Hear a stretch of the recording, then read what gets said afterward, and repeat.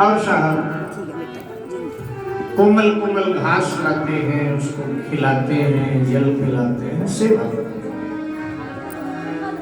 कुछ ही दिनों में मृग बड़ा हो गया, छलांगे भरने लगा, अपने बिरादरी के झुंडों में चला जाता है तो 10-10 दिन आता ही है। देखो यहां तक तो ठीक था, डूबते से बचाना, उसका पालन करना, यहां तक तो ठीक था। पालन करना किसी का भी बुरा नहीं। अपने बाल बच्चों का पालन आप करते हैं, परमात्मा ने आपको संपत्ति दिया है, समय दिया है, शक्ति दिया है, तो और लोगों का पालन करो। जो बेसहारे उनके सहारा बन जाओ, अच्छी बात। पालन करना बुरा नहीं, लेकिन पालन करते करते उससे मोहब्बत कर लेना तो बुरा है। जड़ भरत की मोहब्बत मृग से हो गई। साधु की मोहब्बत तो परमात्मा से होनी चाहिए, साधु की ममता तो भगवान में होनी चाहिए, लेकिन जड़ भरत की ममता मृग में हो। आप कल्पना करें, मन ने धोखा भी दिया तो कहां लाकर धोखा दिया। बहुत बड़े राजा थे,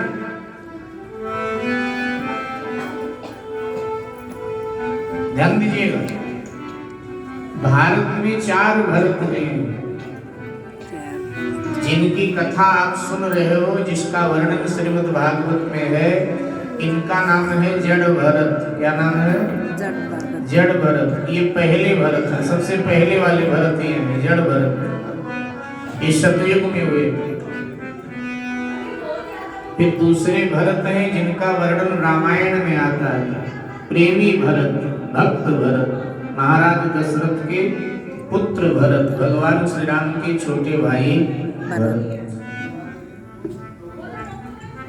तीसरे भरत हैं दुष्यंत शकुंतला के पुत्र भरत, जो वीर भरत हैं, जो शेर से कुश्ती करते हैं, जो शेर के दांत देते। और चौथे भरत हुए हैं भरत मुनि, जिन्होंने भरत नाट्यम की रचना किया है, दक्षिण भारत में हुआ।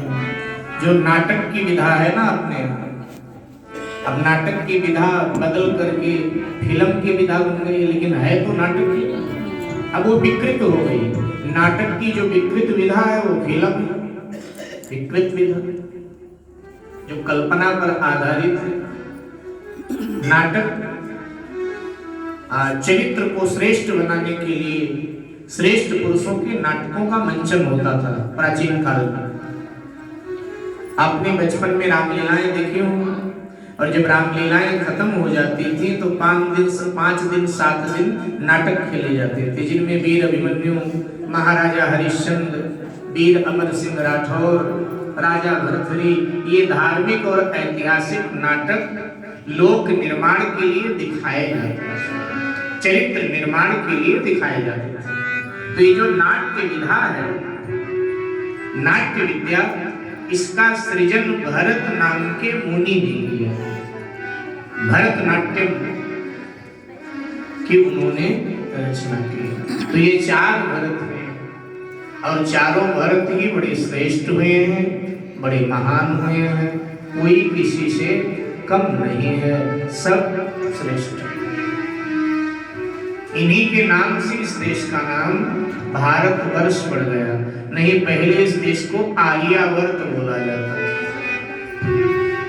आपको अगर ध्यान, आप कोई सत्कर्म करते हैं, कोई वस्तु दान करते हैं कि नहीं ब्राह्मण को, या अपने घर में भगवान सत्यनारायण की कथा करवाते हैं, तो पंडित जी पूजा करवाते हैं, कथा सुनाने से पहले पूजन करवाते हैं।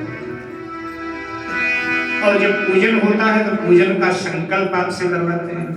तो जब संकल्प पंडित जी करवाते हैं तो संकल्प का मंत्र पढ़ते हैं। तो जब मंत्र पढ़ते हैं तो इन सभी प्राचीन नामों का उल्लेख करते हैं कि आप ये सत्कर्म कर रहे हो तो आप कहाँ के निवासी हो, किस देश के निवासी हो, किस प्रदेश के निवासी हो, इस क्षेत्र के निवासी हो, ये संकल्प में बोला जाता है। तो उसमें बोलते हैं जम्बूद्वीप पे, ये जम्बूद्वीप है, प्राचीन नाम इसका जम्बूद्वीप है।